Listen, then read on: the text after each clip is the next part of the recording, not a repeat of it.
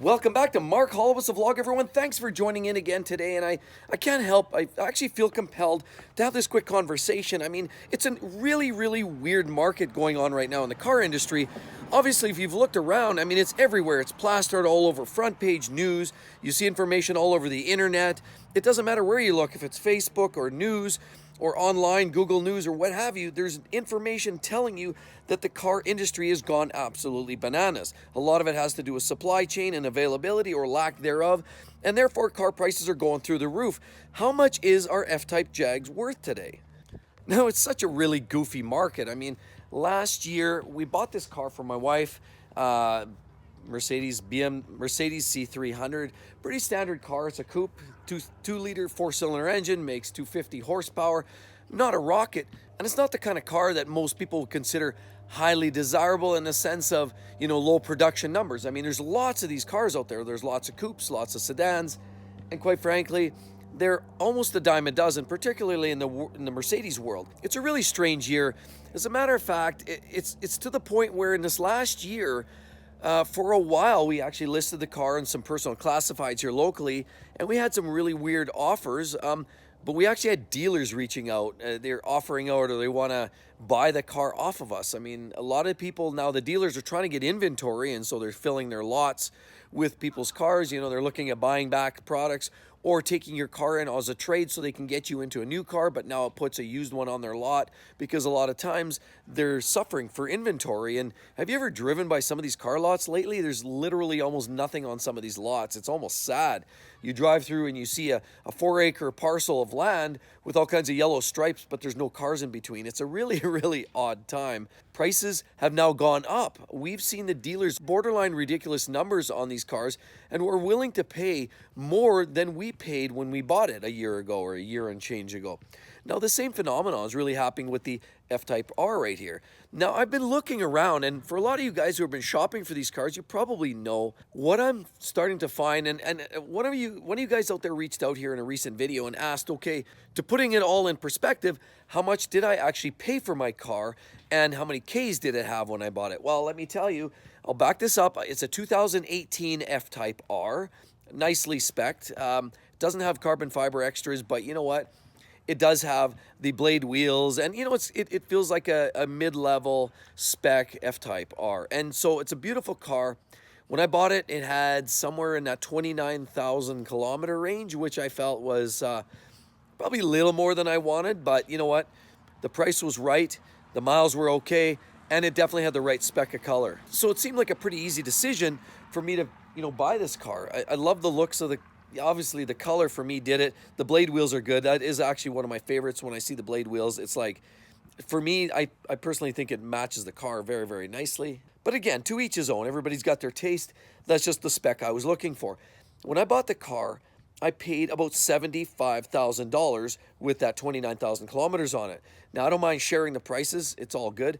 But now, what's that car worth? Well, I've been browsing the classifieds, and I had a look here recently at the Auto Trader here in Canada, autotrader.ca, and I'm trying to quantify where this car sits, but to really get a good understanding as to how my car ranks with some of the current cars that I'm comparing it to, let's take a quick look. I'll show you guys what actually, the specifications of my car. Now, obviously down here we have the blade wheels, and this is definitely one of my favorite upgrades for sure. You've got the blade add-ons here. They're actually bolted on. It's not really obviously a unique carbon fiber. These actually do come off. You can unbolt them from the back. There's like a bolt at the back. You can thread that, take these off, clean them, repair them, whatever you've got to do. The rest of the wheel sits put. I do love the way the wheels look. Now, they are heavy, and apparently they're pretty tough. Apparently, the way Jaguar and Land Rover builds or specs their wheels, that they can tolerate a collision or an impact against a curb, to the tune of about 35 kilometers an hour. So they're well made, they're heavy duty, although they are a little heavy, and from a performance standpoint, that certainly goes against performance principles. But either way, it's a great daily driver. It rides nice and smooth, and it's robust, so if you're bouncing off curbs, it does a better job of not bending itself. Again, in terms of an upgrade, we've got the F-Type R. This one's the 550 horsepower V8. Everybody who's been watching these videos probably knows that's pretty standard routine if you've got the R. or even a comparable a V8S from the earlier generations, slightly detuned, but same 5-liter V8 that's supercharged. And then if you look inside, you know, we've got the upgraded seats. I love this particular style of seat. They're great. Comfortable and yet very, very compliant.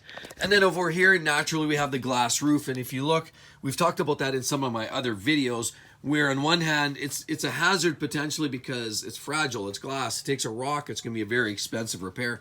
But I love the looks of it and the way it actually, you know, allows you to provide sunlight. Now you can also get the carbon fiber roof, which is also an equally desirable roof for me as far as I'm concerned. And of course you can get a painted finished roof as well. But again, it's a bit of an upgrade here too. So the spec of this vehicle overall is very, very nice. I love the looks. I love the way my car was spec'd as new. And so the original owner, I have to say, had great tastes. But with that said, I've already told you what I paid for the car. So I've been looking today and I scoured autotrader.ca and I found lots of cars. When I opened up my search, say Western Canada, because that's where I'm from, and I think it's, you actually have to differentiate because cars down east are typically worth a wee bit less money, just because a lot of them are subjected to even more salt and sand, and it's just an ugly scene. But a lot of the cars here in Western Canada typically hold up a lot better, so the prices are a little higher.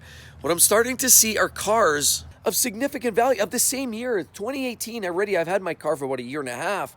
I'm starting to see 2018 model year cars, so already another 2 years under the belt. And I'm noticing cars with maybe moderately lower miles than or kilometers than I have right now, but certainly on par with what I had when I bought the car. And some of those 2018s right now, I'm seeing them range anywhere from 85, 90, 93,000. I even saw one at $95,000 for an F Type R.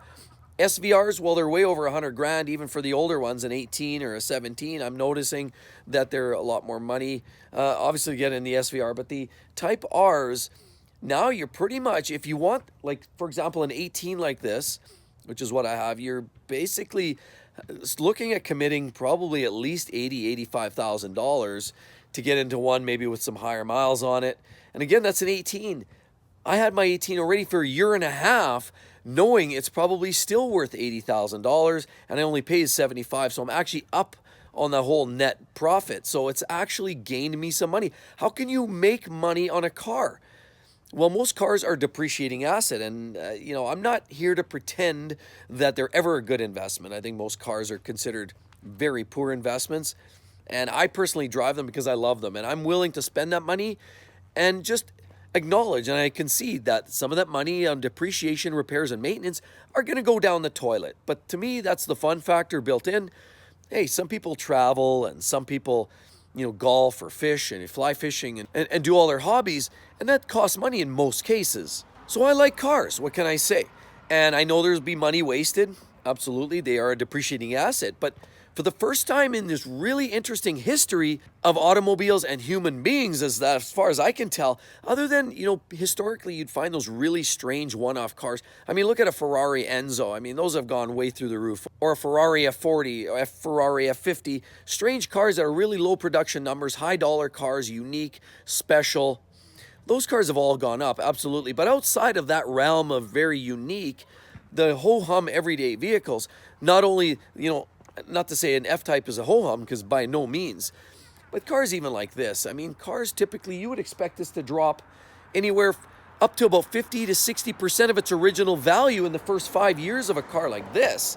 That's normally what you would expect when you're driving, you know, a garden variety BMW or Mercedes or Audi. They typically losing more than half in 5 years. Well, guess what? This is an 18, the car's almost 4 years old, and although it not lost its initial probably 25% of its original value, is sort of locked in and now starting to rise, which is a phenomenon you never hear.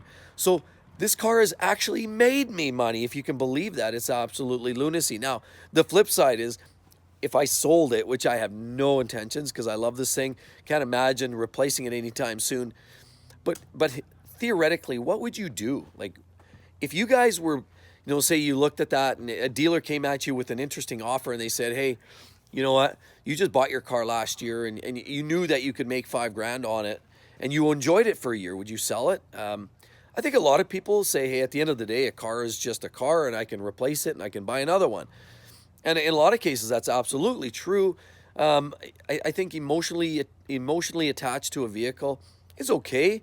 But if you're looking to make money at it, you can't connect yourself emotionally. It's something that you have to detach. I talked to a business guy that really was into cars. He sells supercars, exotics.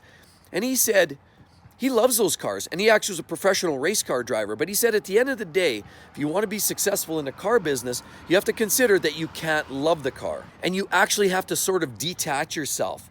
Now, if you love the car and you say you decide, hey, that's just, I'm going to keep it, I don't care about the value, I'm going to lose it, then that's a decision. But if you're doing it for the money, then you have to detach yourself. Now, what would you guys do? Would you guys actually sell your car if a dealer offered you a significant benefit on that? And in addition to that, here's a really interesting one. It's pretty easy to say, okay, a dealer comes at me with, say, hey, I'll give you $5,000 more for your car and you've driven it a year or two. Would you bite? Well, I wouldn't bite, because I know that's the case right now. I've explored that, and I know that I could probably get out there, and if I sat on it for a few weeks or a couple months, I could probably sell it and make that $5,000 and come out net ahead or a positive. However, that's not the number for me. That's not my number. Do you guys have a number? So if you guys are driving an F Type, or maybe you have some other kind of interesting, maybe something a little bit more, unique or harder to find. Maybe you've got that rare, say a Porsche 911 GT3, or you've got that rare Corvette special edition model, or it doesn't matter. Maybe you have that car. What would it take for you to sell it? Now, we won't talk dollars because every car is a little different. F Type. How much would it take for you to sell your F Type to a dealer? Like, what would it actually take? Would it be a $5,000 profit? $10,000, $25,000 profit? There's got to be a line, because like they say, everything is for sale. And I believe that. I mean, I look at this car and I think, hey, for a right dollar, absolutely, adios. As a matter of fact, I'm not even that attached to it. My wife likes it, but she's not in love with it. So quite frankly, I could probably move it along quite easily without worrying about it that much. But at the end of the day, how much of a percentage are you willing to take above and beyond the original purchase price to actually sell it? Because again, everything's for sale. So I'd like to hear from each and every one of you guys out there. It's a great, interesting topic. Obviously, in the midst of this strange car environment today that we're in the industry, with prices rising seemingly to no end, and there seems to be no roof to any of this, how much would you be willing to finally sell your car for? I mean, knowing naturally, now you've got to get back into the market, and you're going to be starting high. So if you're selling high, you're starting high on the next buy. So obviously, it's not really a big win. You're in the market, you're kind of in there, you stay there. It's like the same thing as owning a house. Your first purchase is the worst one. Once you're in there and you're selling and buying and selling and buying, you're now at that atmosphere, and so it's a pretty easy decision to move on without any significant loss. So what would it really take, you guys? Please drop me a line. I'd love to hear it. Great, interesting topic in today's interesting times. Well, that's about it for now, everyone. I hope to hear from each and every one of you. Thanks for watching again, and I'd love to see you on the next video. Can't wait. See you soon. Bye-bye.